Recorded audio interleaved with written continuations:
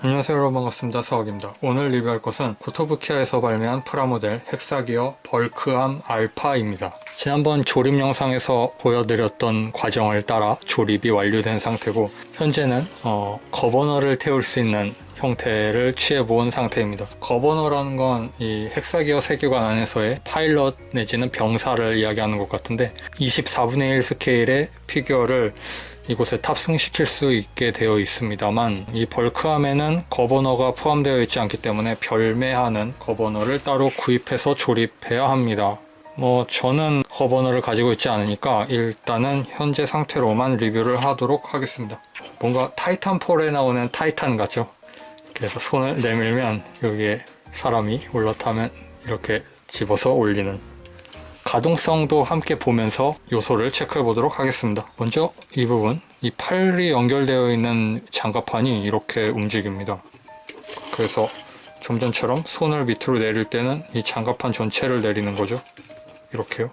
여기에서 팔을 돌려서 제자리를 찾아주고, 손목은 1축으로 가동하고 회전도 이곳에서 가능합니다. 손은 이렇게 손가락이 가동하고, 엄지손가락은 회전하는 가동만 가능합니다. 다음으로 팔은 이렇게 접히는 가동. 한 개의 관절로 되어 있지만 관절축이 밖으로 많이 나와 있기 때문에 많은 부분 접혀요. 꼭 100분의 1 아스트레이 건담 같은 약간은 그런 느낌의 구조로 되어 있어요.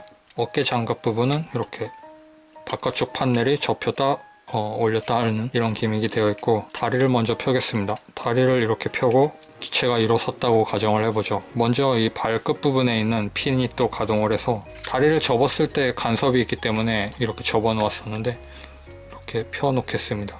앞꿈치 따로 가동하고, 발목 안쪽에서도 가동하고, 발목 안쪽에서 회전을 하면서 이 아래쪽에서 한 번 더 회전이 있어요. 이렇게도 회전하고 이렇게도 회전하고, 자연스러우면서 여러 가지의 파츠로 조립된 그 장점을 많이 살리고 있는 것 같아요. 그 다음 다리를 보도록 하겠습니다. 다리는 이렇게 접히는 거, 한 개의 관절로 되어 있고, 팔과 다리 모두 바깥쪽에 해당하는 장갑판을 축으로 움직이게 되어 있습니다. 그래서 이 안쪽에는 이렇게 조형을 만들기 위해서만 이런 파츠가 끼워져 있게 되어 있는데, 없어도 형태는 성립하는 이런 구조예요. 그리고 이 제품에 포함되어 있는 수많은 실린더들은 한 개도 제대로 가동하는 실린더가 없습니다. 극단적으로는 다리의 발 부분에 이렇게 내려오면 이 부분 전체가 같이 딸려 나오는, 가동되는 실린더는 하나도 갖추고 있지 않아요. 전부 페이크 파츠입니다. 그리고 콕핏 해치라고 할 수 있는 이 앞부분, 머리가 달려 있습니다. 이 머리는 두 가지 머리가 있어서 이 머리와 이 머리가 있습니다. 이쪽이 더 유명하죠. 제품 사진에서도 거의 이 머리고, 클리어 파츠를 사용해서 눈이 빛나게 되어 있는, 이쪽은 슬릿 형태로 되어 있는데, 이것도 조금 적응하면 꽤 멋있다는 생각이 들어요. 군용 같은 느낌의, 이쪽은 약간 민간용 같다는 생각도 드는 기체 얼굴 같습니다. 설정에서도 본래는 작업용 중기로 개발되고 있었던 것이 군용으로 변경되었다고 되어 있어서 약간 그런 느낌을 주는 것 같습니다. 그리고 머리 뒤쪽으로 이런 모니터가 있습니다. 여기 있는 거죠. 그러면 아예 이 모니터를 떼고 맨눈으로 밖을 볼 수도 있다는 생각이 드는데, 여기서 찍힌 영상을 이곳으로 보는 느낌인가요? 좀 허술한 구조구나 하는 생각이 들었습니다. 하지만 기체 자체는 재밌죠? 콕핏 블록이 이만큼 자리를 차지하니까 이런 좀 좁은 느낌의 배치가 되어도 어쩔 수 없다는 생각이 들어요. 콕핏 해치 안쪽을 보면 이 조종관이 움직입니다. 조종관 자체가 이렇게 움직이고, 이게 연결되어 있는 기부도 회전축이 하나 있어서 이렇게 움직일 수 있어요. 그리고 발을 올려놓는 부분, 이 부분도 이렇게 움직이고, 이 앞쪽 이 부분도 움직입니다. 페달 부분이겠죠. 그렇게 해서 머리 부분을 닫고, 그 다음 뒤쪽에 있는 이 커버를 전부 닫을 수도 있습니다. 이렇게 들어 올려서 꼭 후드를 뒤집어 씌우는 것처럼 머리를 이 중간으로 넣게 되어 있어요. 이런 설계가 참 기발하고 재밌다고 생각해요. 이렇게 뚜껑을 닫으면 벌크암 알파가 완성되었습니다. 옆쪽에 있는 건 또 다른 센서 같습니다. 회전도 하고 구형 자체가 움직이고 전투 헬기에 달려있는 센서 같다는 느낌이에요. 조형은 이렇게 생겼고 이 뒷부분도 재밌죠? 실존하는 건설 장비의 어떤 엔진 그릴 부분처럼 보여서 꽤 멋있습니다. 그리고 조립 영상을 찍으면서 이 기체에 동력원을 유추할 수가 없다는 이야기를 했는데 설정상으로는 헥사그램이라는 무한의 에너지를 사용해 움직인다고 하는데 그 무한의 에너지가 어디에 어떤 식으로 저장되어 있어서 어떤 식으로 활용되고 있는지 전혀 알 수가 없습니다. 그러니까 이게 아마 헥사그램 드럼통이 아닌가 제 멋대로 생각하기로 했습니다.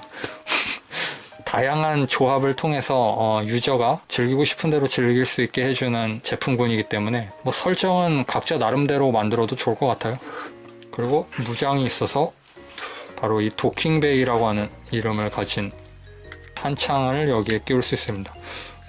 설정을 읽어보니까 이 부분은 탄종을 교환할 수 있는 그런 예비 탄창 같은 느낌인 것 같습니다.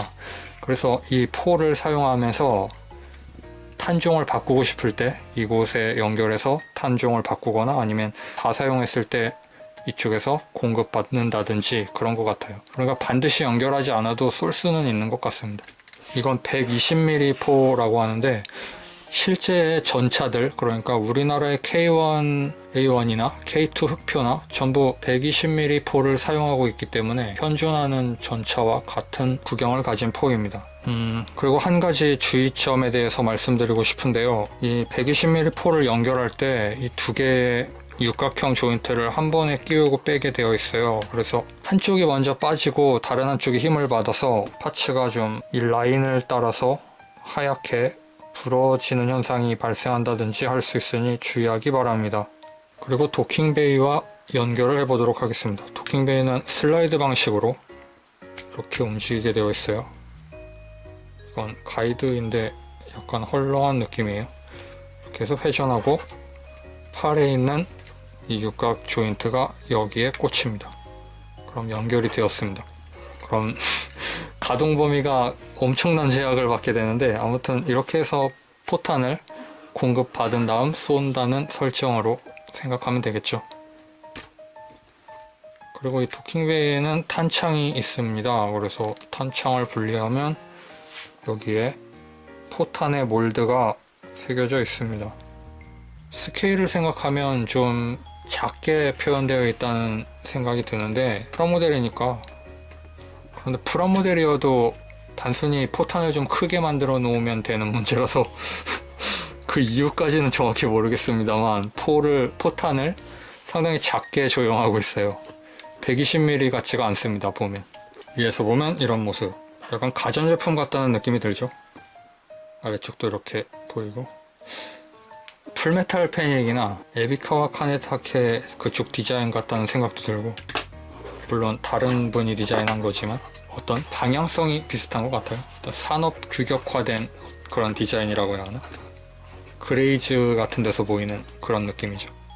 그리고 곳곳에 있는 육각형 조인트를 사용해서 이런 파츠들을, 물론 이 파츠는 끼울 수 없게 되어 있지만 이 핀이 이곳에 달려있기 때문에 다른 제품의 파츠들도 끼울 수 있는 것 같습니다. 헥사기어를 이번 벌크암으로 처음 다루어 보기 때문에 이런 느낌으로밖에 활용할 수 없을 것 같아요. 부품 장착의 자유도가 높으니까 이 조인트도 다른 방향으로 끼운다든지 해서 아무렇게나 끼우고 싶은 대로 끼울 수 있습니다. 이런 느낌이 오히려 더 좋다는 생각도 들죠. 손에 쥐고 쏘는 것 같으니까. 이렇게도 끼울 수 있고요. 코뿔소처럼 자주포 모드라고 이름 붙이고 싶습니다. 그러면 간단하게 크기 비교를 해보도록 하겠습니다. RG 유니콘 건담과 비교하면 이 정도. 144분의 1보다 전고가 큽니다. 그리고 MG 크기와 비교하면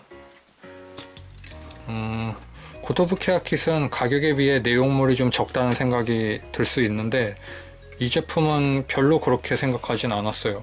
꽤 만족스러웠습니다. 물량 면에서. 그러면 이번에는 남는 파츠에 대해서 이야기해 보도록 하겠습니다. 이 제품은 남는 파츠가 없다고 봐도 좋을 것 같습니다. 먼저 이 머리, 이건 교환할 수 있는 옵션 해두고 남았다고 할 수는 없겠죠. 그리고 헥사기어용 연결 파츠가 있습니다.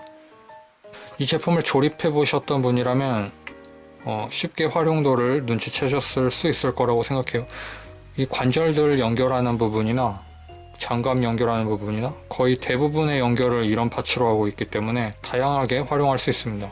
이렇게 끼우면 다른 제품군의 어떤 원형 조인트를 가진 파츠도 끼울 수 있겠죠. 이건 사용할 수 있는 파츠들이에요. 그리고 헥사기어 자체가 부품 재조합을 권장하고 있는 제품이기도 해서 재조합할 때 사용할 수 있습니다. 그리고 이거 폴리캡 같이 생겼지만 플라스틱 부품, 이건 이 허리를 끼울 때 사용합니다.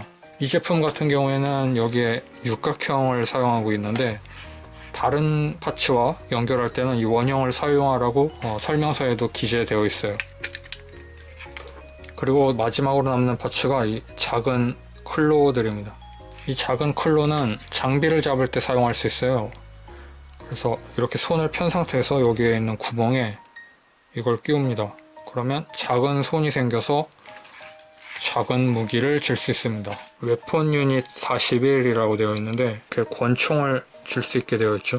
예를 들면 이런 피그마가 될 수 있는 권총이죠. 왜 이걸 이렇게 갖고 왔냐면 한번 보여드리고 싶었습니다. 이 뒤에 프라모델에 이런 연질 파츠를 가진 피규어를 앉혀 놓으면 이렇게 녹아서 붙어버리더라고요. 그래서 이 사람은 의자와 하나가 되어버렸어요. 벌크암 같은 경우에도 다양한 어떤 제품을 앉혀 놓을 수 있는 콕핏을 가지고 있는 만큼 이런 재질 차이에는 유의를 하시면 좋을 것 같습니다. 자, 이 권총을 뽑아왔습니다. 이 권총을 여기에 장착할 수 있게 되는 것인데 이 손잡이가 두꺼워서 여기에 끼워지지 않네요. 이 권총은 쓸 수 없습니다. 그리고 검을 들릴 수는 있을 것 같아요. 이렇게 이 검은 너무 헐겁게 들어가네요. 그래도 일단 뭐 폼이라도 잡아줄 수는 있겠죠. 이렇게 뭔가 호환성이 대단히 좋은 것 같지만 생각보다 호환성이 안 좋은 그런 현상을 보고 계십니다. 고토부키아 제품하고만 호환이 잘 되나봐요. 그러면 다시 콕핏 해치를 열고 콕핏에 어떤 캐릭터를 앉힐 수 있는지도 한번 보겠습니다. 이건 반다이에서 출시한 플라스틱판 목각 인형이죠. 이걸 보고 포즈를 잡아서 일러스트를 그리는데 활용하라는 용도의 바디짱이라는 이름이었어요. 바디는 영어로 BODY에서 바디요. 시체짱입니다. 그래서 이렇게 앉힐 수는 있을 것 같죠. 피그마 정도 크기 되면 복장 같은 게 거슬리지 않는다면 이 정도까지는 앉힐 수 있는 것 같은데 뚜껑을 닫을 수는 없겠습니다. 대단히 힘들게 우겨 넣으면 이 캐릭터는 어떻게든 집어넣을 수 있을지도 모르겠어요. 머리를 뽑은 다음에 다시 조립한다든지 해서. 그래서 이런 12분의 1 정도 되는 피규어는 안 될 것 같고, 그래서 생각해본 게 미크로맨 아츠 쇼카쿠라는 캐릭터입니다. 지난번에 DX 고카이오 리뷰 때도 한번 탑재할 수 있는 공간에 탑재한 적이 있어서 여기에도 혹시 되지 않을까 해서 가지고 와봤는데 안 됩니다. 결론을 이야기하면. 뭔가 좀 이 캐릭터의 가동률 문제겠지만 거의 눕혀서 들어가는데 이렇게 하면 딱 강철의 관이죠. 머리카락이 있기 때문에 좀 힘들게 들어갑니다. 그리고 다치진 않아요. 이 정도가 한계예요. 그래서 저는 생각했습니다. 미크로맨 아츠까지 들어가지 않는다면 도대체 어떤 피규어를 넣을 수 있다는 건가 하고, 그래서 생각난 게 바로 이거 로켓 라쿤입니다. 마블 레전즈 시리즈죠. 그루트 같이 관절이 없는 캐릭터를 제외하면 관절이 있는 캐릭터 중에는 가장 작은 캐릭터입니다. 그래서 이 피규어를 집어넣으려고 하는데 이 녀석은 또 문제가 있어요. 꼬리가 걸려서 꼬리를 달고 있는 채로는 들어가지 않습니다. 이렇게 올려놓으면 될 것 같았는데 그래도 공간이 좁아서 안 돼요. 로봇에 한번 타기 위해 꼬리까지 잘라야 하다니. 로켓 라쿤은 공돌이니까 그 정도 희생은 감내할 수 있을 거라고 생각합니다. 드디어 처음으로 괜찮은 주인을 찾은 것 같다는 생각이 들지만 이 녀석도 뚜껑을 닫으면 바로 화면에 입을 부딪히고, 그래서 고개를 이렇게 돌리면 고통스러워하고 있죠. 매우. 뚜껑을 닫을 수 있습니다. 하지만 이쪽도 마찬가지로 아까처럼 완전히 닫을 수 없어요. 이 정도까지밖에 닫히지 않습니다. 이 제품의 어떤 가장 강한 장점 중 하나가 바로 이 파일럿을 태울 수 있는 로봇이라는 점 같은데, 그걸 살리기가 쉽지가 않습니다. 거버너를 구입하는 것 이외에는 없을 것 같아요. 즐거움이 좀 반감되는 면이 있다는 거죠. 그리고 추가 파츠로 들어있는 이런 손도 거의 기능하지 못한다는 사실을 지금 알아냈고, 고토부키아 제품만을 위한 헥사기어 벌크암 알파라는 생각이 듭니다. 그리고 한 가지 아쉬운 점이 바로 이 도킹 행거입니다. 아까 전에는 도킹 베이라고 잘못 말한 것 같은데 지금 정정하도록 하겠습니다. 이 도킹 행거가 이 고정이 별로 좋지 않아요. 몸체와 고정되는 부분이 헐겁고 잘 떨어집니다. 그리고 가이드 부분, 이것도 고정이 썩 좋지 않아요. 뭔가 좀 타고 올라가면서 빠진다고 해야 하나요? 여기에 폴리캡 같은 파츠를 끼우게 되어 있고, 여기에는 폴리캡 같은 파츠가 없는데 여기에 폴리캡을 끼우고 이 부분은 그냥 플라스틱끼리 끼우게 되어 있으면 훨씬 고정성이 좋지 않았을까 하는 생각이 듭니다. 자, 그렇게 해서 오늘은 벌크암 알파 리뷰를 해보았습니다. 전체적으로는 만족한 제품이고 멋있다고 생각하고, 주로 거버너를 태울 것을 전제로 만들어진 제품이니까 거버너를 되도록이면 함께 구입하실 것을 추천하고 싶네요. 그 밖에는 합격점 이상 되는 좋은 키트라고 생각합니다. 만들기도 꽤 간편하면서 만들었을 때 이 제품의 어떤 볼륨감 같은 게 꽤 좋아요. 그리고 기믹 같은 것들도 깔끔하게 설계가 되어 있고, 이 설계가 참 재밌게 잘 되어 있습니다. 이 제품 자체의 아쉬운 점이라고 하면 이 도킹 행거의 고정성 문제, 그리고 120mm 포의 연결 조인트가 좀 약하게 설계되어 있는 이 문제, 그 두 가지 정도 있을 것 같습니다. 그리고 한 가지 좀 쓸데없는 어떤 불만점인데, 이 플라스틱 자체가 좀 미끌미끌해요. 약품이 좀 남아있는 느낌이에요. 미끌미끌합니다.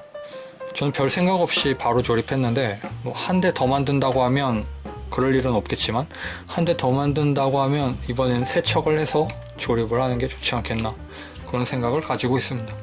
계속 만져야 하니까 그 표면에 약간 그 기름때 같은 게 묻어있는 느낌이 좀 많이 거슬린다고 할 수 있을 것 같아요. 마지막으로 한 이야기가 더럽다는 이야기라니. 어쨌든 좋은 제품이라고 생각합니다. 그럼 오늘 리뷰 봐주셔서 감사하고요. 다음 영상에서 뵙겠습니다.